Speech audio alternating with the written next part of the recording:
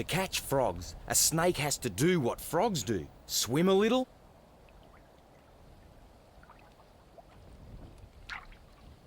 and climb a little.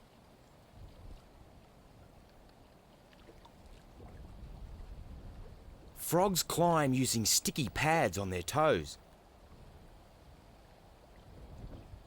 Snakes have to do without toes. They climb by rippling their belly scales, rather like steps on an escalator. Snakes' ancestors were lizards, burrowing lizards. They lost their limbs in the process of becoming better burrowers. So snakes were originally designed for narrow holes, but in fact, they can go almost anywhere other animals can go. But that doesn't mean they always get what they're after.